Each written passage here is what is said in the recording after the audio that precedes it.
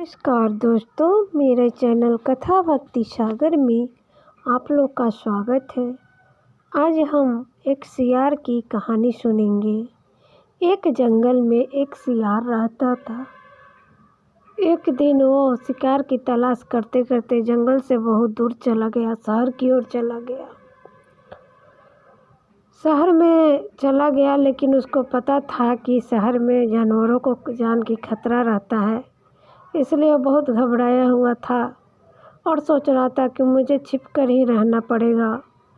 इतना ही में उसने देखा कि 3-4 कुत्ते उसके पीछे लगे हुए हैं, उसी की तरफ दौड़ते हुए आ रहे हैं। तो वो और तेज़ तेज़ दौड़ के भागने लगा। भागते भागते सोचने लगा कि मुझे कुछ न कुछ दिमाग चलाना पड़ेगा इन कुत्तों से बचने के लिए। वो आगे आगे भाग रहा था, कुत्ता पीछे पीछे भाग रहे थे। भागते भागते उसने एक घर में छलांग लगा दी। उस घर का मालिक कपड़े रंगने का काम करता था, इसलिए उसने एक बड़ा सा टब में कपड़ा रंगने के लिए रंग को घोल के रखा था, नीले रंग को। इधर सियार जैसे छलांग मारा, उसी टब में जाके गिरा और उसी में बैठ गया। इधर कुत्ता इधर उधर दौड़ते रहे, फिर वापस भाग के। सियार ने सोचा, मैं रात भर यहीं रुकता हूँ, सुबह उठ के अब जंगल चला जाऊँगा। रात भर वहाँ रुकने के बाद सियार जब सुबह उठा, उस टब से निकला, तो निकल के जैसे अपना पूरे शरीर को एकदम झटका दिया, तो नीला नीला रंग गिर रहा था।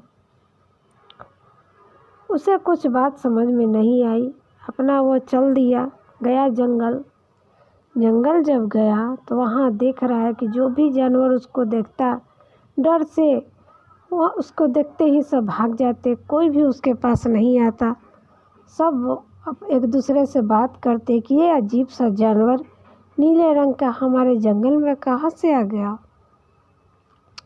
तब सियार को समझ में आ गई कि मेरे रंगने के कारण सभी जानवर मुझसे डर रहे हैं। वो बहुत खुश हुआ और एक पत्थर पर बैठ गया।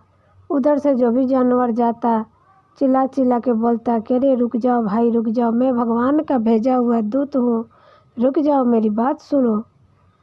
तब कुछ जानवर ने उसका बात सुनना शुरू किया। उसने कहा कि जाके सब जानवर को इकट्ठा करो, मैं कुछ कहना चाहता हूँ सभी जानवर से। तो खरगोश ने जाके शेर राजा को भी बुला के लाया। शेर राजा ने कहा, कैसा कौन सा जानवर है जो आ गया है हमारे जंगल में, चलो मैं भी चल के देखता हूँ। शेर भी आया। तब सियार ने कहना शुरू किया कि मैं भगवान का भेजा हुआ दूत हूँ, भगवान ने मुझे आप लोग की रक्षा करने के लिए यहाँ पर भेजा है। सभी उसकी बातों में आ गए और सबने उसको राजा बना लिया। शेर ने भी उसको राजा मान लिया, क्योंकि उसका रंग जो कलर दूसरा था, इसलिए सब उसको सोचने लगे शायद सच में इसको भगवान ने अलग से भेजा है। राजा ने अपना मुकुट भी उतार के सियार को पहना दिया और सब उसकी सेवा में जुट गए। इधर बंदर भी आ गए, बोले महाराज क्या खातिरदारी करूं। तब सियार ने कहा, मुझे बड़े जोड़ों की भूख लगी है, मेरे लिए भोजन का प्रबंध करो। कोई उसको पंखा झल रहा था, कोई भोजन ला रहा था। प्रतिदिन का यही नियम हो गया। सब जानवर उसकी सेवा में रहते थे और उसने क्या किया, राजा बनते ही जितने भी सियार थे उन सबको आदेश दे के जंगल से बाहर फेंकवा दिया।